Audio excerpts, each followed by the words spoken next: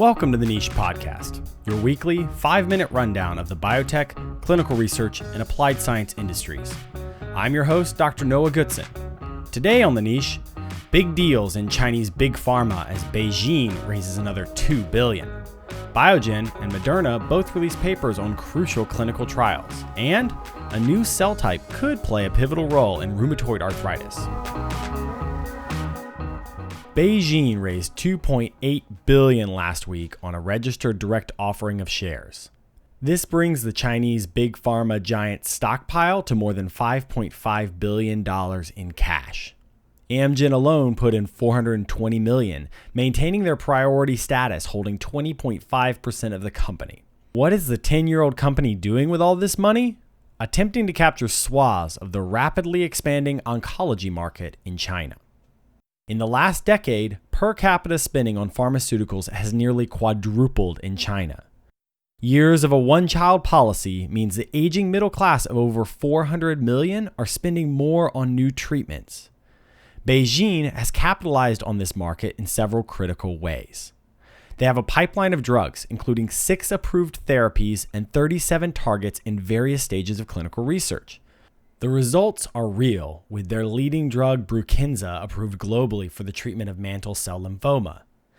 Their PD-1 inhibitor, tislelizumab, has garnered early approvals in China and is currently involved in more than 25 clinical trials for dozens of indications across the cancer space. In fact, there could be a launch of up to 8 products in the next 18 months.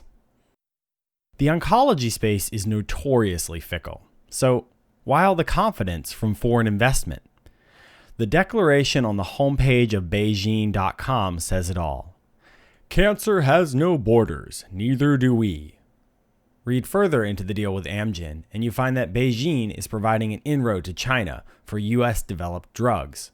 As part of the deal, Amgen, who has more than 20 cancer therapies in the pipeline, can use BeiGene to launch in China. BeiGene is currently running over 60 clinical trials across 35 countries, but it is the control of the Chinese market that is a massive value-added proposition.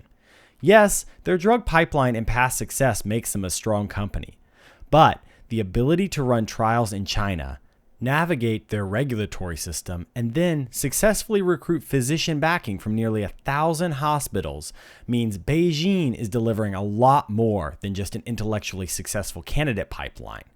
They have made themselves an indispensable liaison into the world's largest growing drug market. BeiGene shares rose more than 25% this week, closing at an all-time high of $248.67 on Friday. The Niche is brought to you today by the Scope Method LLC. The Scope Method helps companies develop clear vision and strategic processes. Whether you need fresh eyes on your data, independent risk assessment, or are pivoting into a new therapeutic space, the Scope Method will help you focus close to re-examine what you know and look ahead to where you want to go. Find out more at thescopemethod.com.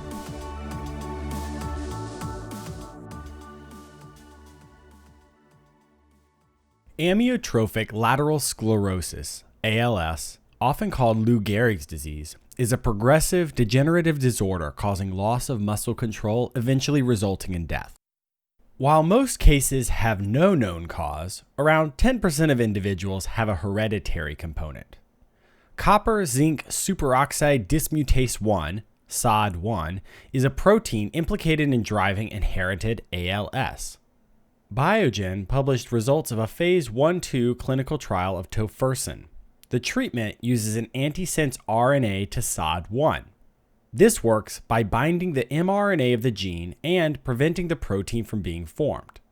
While the results showed promising biological outcomes and hinted at delayed loss of function in ALS patients, the treatment is given through an intrathecal injection directly into the cerebral spinal fluid, a less than ideal delivery mechanism. There was enough biological promise to merit proceeding to a phase 3 trial. Moderna has been dripping data about their mRNA COVID-19 vaccine into the market. Last week, they published their results in the New England Journal of Medicine.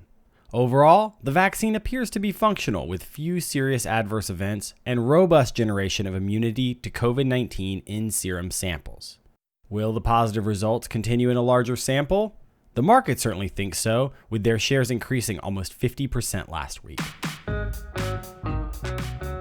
Rheumatoid arthritis is an autoimmune-mediated inflammatory disease caused by the immune system attacking the synovial membrane surrounding joints.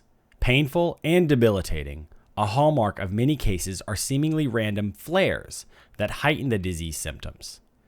These can occur even when the disease is being treated with systemic immune suppressors. A recent study from Rockefeller University identified new pre-inflammatory mesenchymal prime cells which appear in the blood 1 to 2 weeks before a flare-up occurs. Prime cells may be an excellent target for future rheumatoid arthritis treatments. To perform the study, researchers wanted to access RNA from the patient's blood. This would historically require office visits to collect samples at regular intervals. To get around this, they designed a new buffering solution which allowed patients to provide samples at home using a simple pinprick and drop them in the mail. The buffering solution stabilized the blood till it could be analyzed in a lab. This technology could prove essential to tracking numerous diseases from home in the future and may have implications far beyond the specific problem it solved. Thanks for joining me on the Niche Podcast, your weekly 5-minute summary of top news in the biotech, clinical trials, and applied science industries. You can find us on your favorite podcast app. Like, comment, subscribe, and most of all, share with your friends in the industry. If you like what you hear, please rate and review. It really helps us. Once again, I'm Dr. Noah Goodson, and I'll see you next week.